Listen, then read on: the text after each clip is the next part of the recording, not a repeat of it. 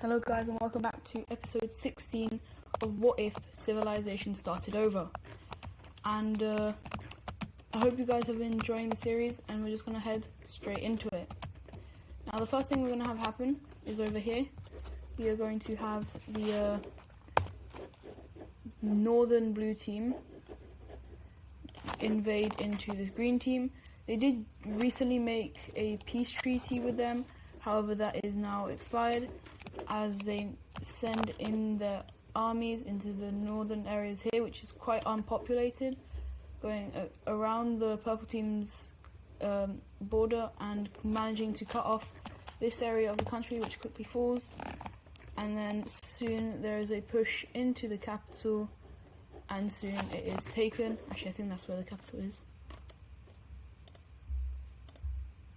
No, it's not. Oh, that was a former capital.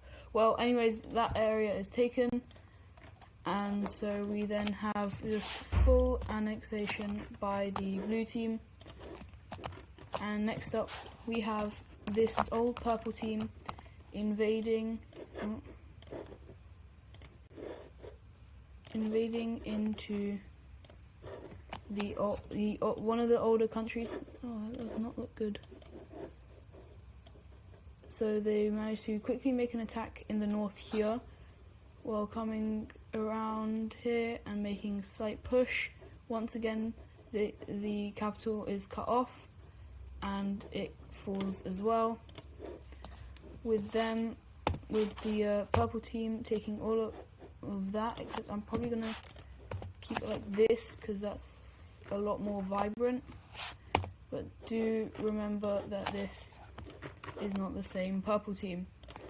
And so now we have a lot more united Balkan area, with only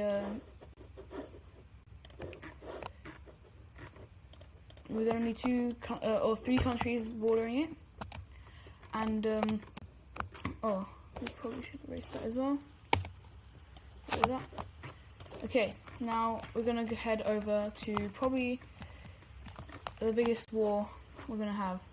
We have over here during a trade route path, some villagers are killed, and fighting ends up ensuing, creating an entire like just something crazy. What colours do we not use in alliances, or what shape? Okay, so we're gonna have one triangle team. So what happens here is this purple team believes they are invaded by the put it on ally. This purple team believes it was invaded by the east purple team, and so they decide to declare war.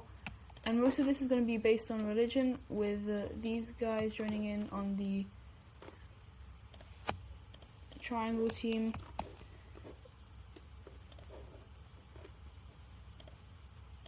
We're going to have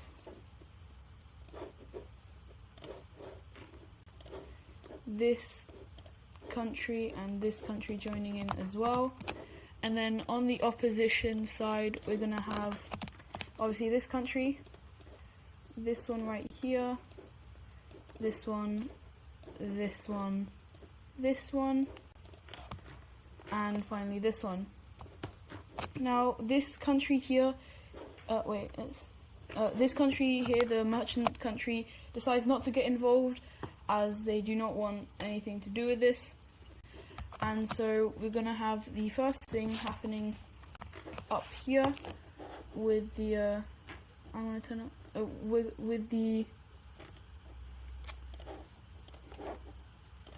this purple team making advances into its much weaker eastern neighbor.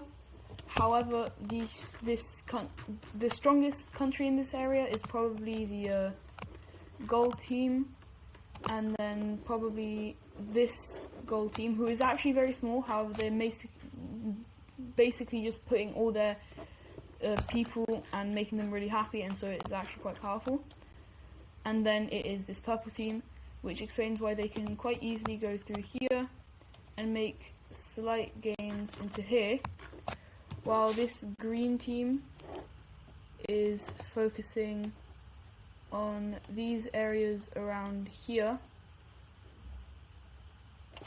We have this pink team managing to make a push in here and actually being very close to capturing the capital, forcing the green team to lose its front here, with even both of these countries invading back into the green team, taking quite a lot of land. And this green team is only getting support this way, like this, while over here this country is getting pushed back by the circle team, when suddenly the gold team forces do arrive on the border here, quickly pushing them all back and making their own front into this country, which goes incredibly well and completely takes it over within a matter of days of the gold team joining. We then also have them going down and taking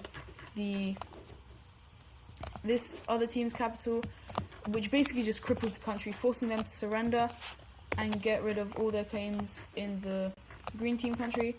However, somehow the green team country is still losing, with the pink team managing to finally take the capital, then basically trying to stalemate out, as well as managing to slightly push this country out of their land.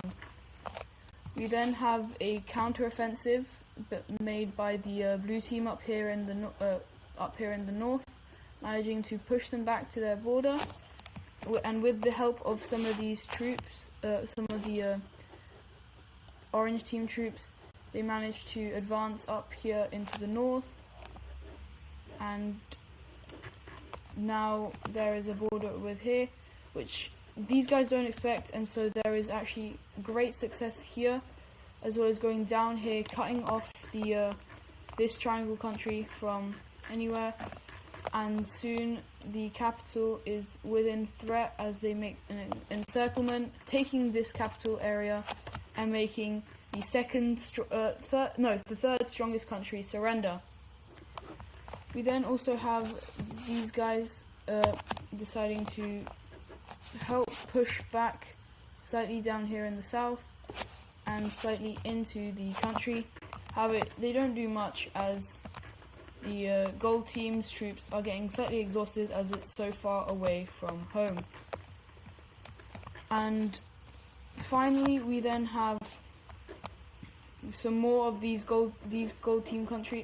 The orange team country has good military, while these guys have quite high population, with them sending things in and managing to put another attack into here, taking away its northern areas, which isn't as populated. However, they do make a spearhead towards the capital, which is successful, forcing these guys to surrender, leaving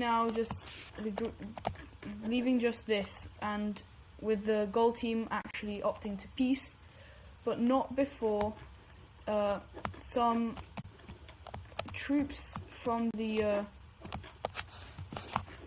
gold team here decide to over here rise up,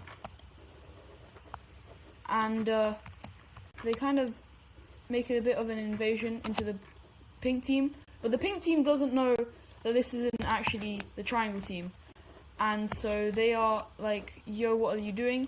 And immediately they decide to push him back, joining the side of the triangle team, and they have like a very high amount of very strong, meaning they're able to liberate these areas very quickly, steamrolling up into these areas, with this capital being captured, as well as the entire captured countries being relieved, as well as this country finally surrendering, leaving only we've got making this country surrender, leaving the gold team the only one, the only country left, and they decide to smartly surrender over to the circle team. So let's have a quick look at this peace treaty. Okay, so this is the peace treaty we have. We have the the orange team expanding up north due to their increase of power. We have this team the blue team taking most of the purple team. We have the merchants actually gaining a bit of land, even though they weren't in the war. We have the gold team taking some land from the once ally, as they have said that they will support the other team. We have the green team getting a bunch of losing a bunch of land, and we also have the Tibetan team here, basically all joining up together with the other one that was there and taking lots of land. We also have India taking a bit of land here, which creates more instability inside the country, which is obviously not good.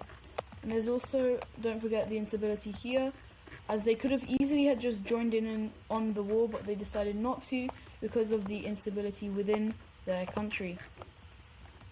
And so we also have another interesting event, which is the blue team and the purple team going in talks, as they have proposed the idea to unify because it would benefit both teams. Obviously, they don't have the greatest of history.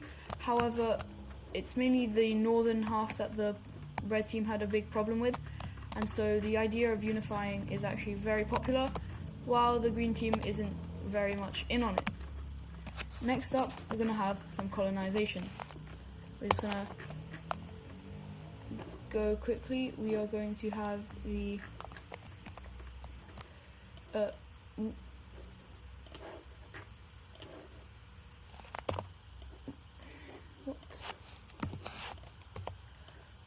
we have the blue team's colonizers deciding to explore down and around the Great Lakes, as well as going up north, meaning they get to take quite a lot of land, going up to here and down and all the way to here, as well as some of this.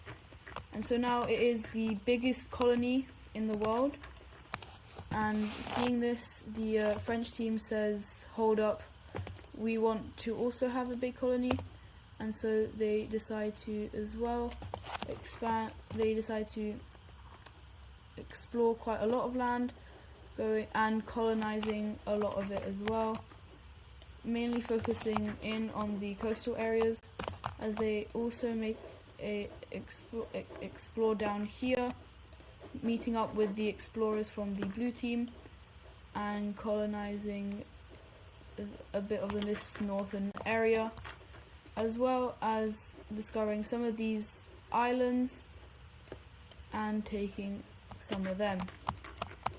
We then have the